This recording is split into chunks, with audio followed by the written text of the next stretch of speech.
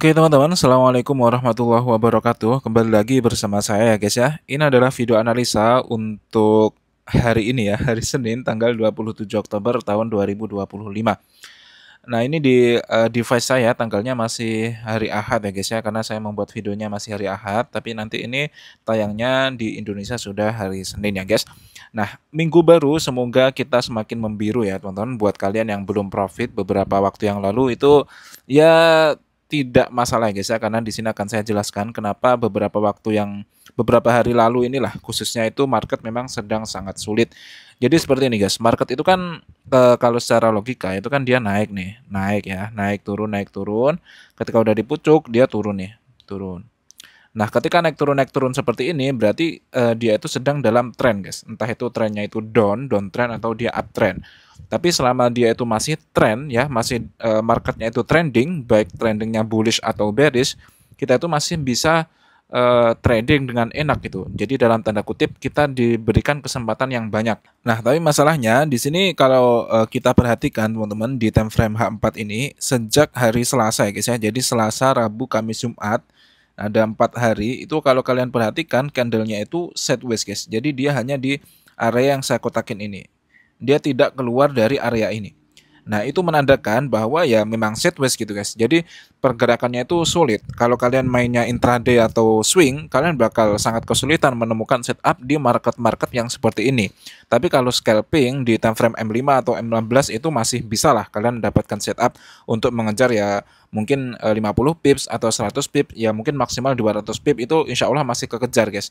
Tapi coba bandingkan dengan hari-hari sebelumnya guys. Bahkan kemarin kan gold sedang mencetak rekor ya guys ya, yaitu ada bukan rekor sih sebenarnya. Dia mengulang histori sejak tahun 2013 itu guys. Dia turun dalam sehari itu turun 6%.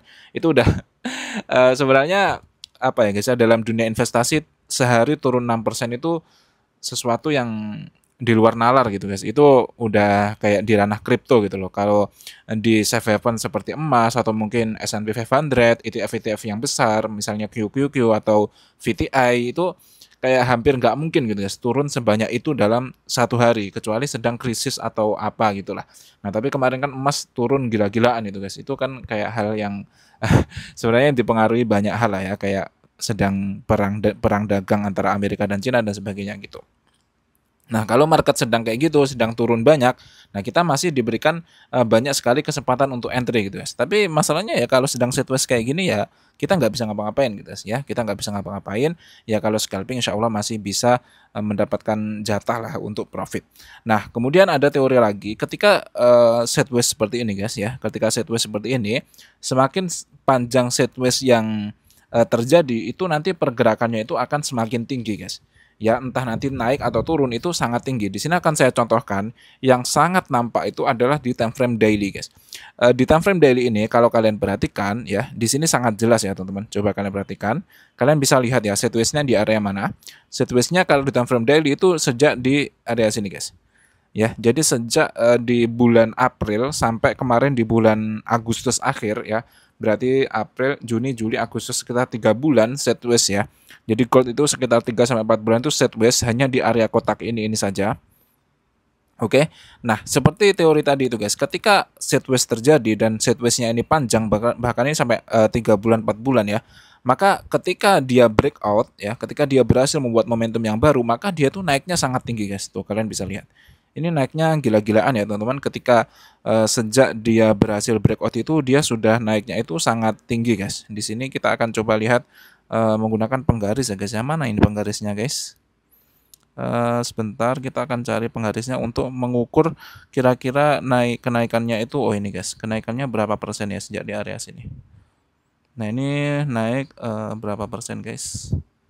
Ini ya guys ya, 28% ya, hanya dalam beberapa hari itu udah di, nggak masuk akal itu guys. S&P 500 aja setahun hanya naik sekitar 10 sampai 13% guys. Bahkan Nasdaq aja cuman 13%, tapi ini dalam 1 bulan atau bahkan ya mungkin 2 bulan lah ya, dia naik sebanyak 4 berapa tadi? 28 atau berapa itu guys. Itu udah sangat tinggi itu guys. Nah, itu yang terjadi ketika sideways-nya itu panjang, maka kenaikannya itu juga sangat tinggi gitu.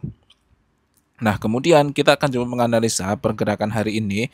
Nah, buat kalian yang pengen mendapatkan point entry secara langsung, kalian bisa join grup ya guys ya, karena di grup nanti saya akan memberikan signal scalping ya, sehari itu ya biasanya 2, kadang 3, kadang ya cuma 1, tapi jarang 1 guys. Biasanya ya 2 atau 3 lah. Saya tidak melakukan overtrade, tapi ya setiap hari selalu ada posisi terbuka lah, entah itu win atau loss ya. Nah, di sini kalau kalian perhatikan sebenarnya di H4 ini apa ya, ini sebagai kunci gitu di H4 ini, karena di sini posisi BB-nya itu sudah mulai dia mendatar ya, dia mulai mendatar ya, jadi tidak mengembang lagi, karena posisi BB itu kalau kalian perhatikan ketika dia dalam tren itu posisinya mengembang seperti ini guys, jadi BB-nya mengembang berarti dia dalam tren, tapi kalau BB-nya itu menciut mengecil seperti ini berarti dia sedang dalam keadaan sideways. Nah, jadi nanti apa ya, enaknya ngomong itu perhitungannya di H4 ini guys ya, untuk keputusannya. Kalau dia nanti berhasil breakout ke atas misalnya membuat momentum yang baru, ya berarti kita akan coba menurunkan ke time frame M5 atau M15 untuk mencari setup buy ya, untuk lanjut kenaikan. Tapi jika nanti di H4 ini dia mungkin membuat CSAK sell misalnya, dan CSAK itu valid, yaitu kalau memvalidkannya berarti didukung dengan momentum sell di time frame H1, maka kita akan menurunkan ke M5 atau M15 untuk mencari setup sell ya, posisinya sell. Jadi sebenarnya trading scalping itu gampang-gampang saja ya guys ya, karena kita hanya entry di M5 ya seringnya. Nah, kalau kalian entry di M5, kalian itu tinggal melihat tren yang ada di H1 sama H4 gitu. Ketika di H4 itu trennya bullish misalnya, atau ya sedang membuat momentum buy, maka kalian turunkan ke time frame M5 untuk mencari setup buy, misalnya re-entry buy, extreme buy. Nah, tapi jika ada setup untuk sell, misalnya CSAK sell, re-entry sell, atau extreme sell, MHV sell, itu jangan diikuti karena berlawanan dengan setup di time frame atasnya gitu. Ya, nggak perlulah lihat daily, kalian nanti kejauhan malah bingung guys. Jadi cukup lihat H4 dan H1, tunggu setup di situ. Tapi kalau posisinya seperti sekarang ini masih sideways kayak gini, ya berarti ya kalian tinggal nunggu aja guys ya. Jangan buru-buru pengen entry guys, ditunggu aja gitu. Atau ya mungkin kalau kalian kelamaan nunggu di H4, kalian bisa geser ke H1 untuk, ya kalau H1 memang lebih beresiko guys, tapi ya masih masuk akal lah, masih masuk akal. Misalnya di sini ya, kalau kalian perhatikan di sini ada momentum buy nih. Ada CSAK buy ya, ada CSAK buy, kemudian di sini dia sedang membentuk re-entry untuk buy. Iya kan? Nah, ketika dia membentuk re-entry untuk buy di area situ, kalian tinggal geser misalnya ke M5 atau M15 guys, untuk mencari setup buy. Ya. Nah, di sini kan saya contohkan ya, di H1 ini dia sedang membuat re-entry buy di area sini.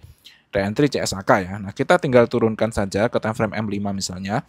Ini cara untuk scalping ya guys ya. Nah, di time frame M5 kita mencari setup untuk buy guys ya, mencari setup untuk buy. Nah, misalnya di area sini kalian bisa lihat nih, ini ada extreme buy ya, MA5-nya keluar dari low BB, kalian tinggal nunggu candle reverse. Di sini ada candle reverse. Oke, setelahnya ada candle retest. Kalian bisa entry di candle retest ini, dan ini sudah running sebanyak ya 100 pip ya guys ya, 140 pips ya sampai atas ini. Oke, nah di sini ternyata dia sedang membuat CSAK buy. Nanti kalau dia turun buat re-entry buy, kalian bisa buy untuk lanjut kenaikan. Ya, tapi jika nanti ada setup untuk sell, kalian jangan ikuti karena di H1 tadi sedang re-entry buy gitu.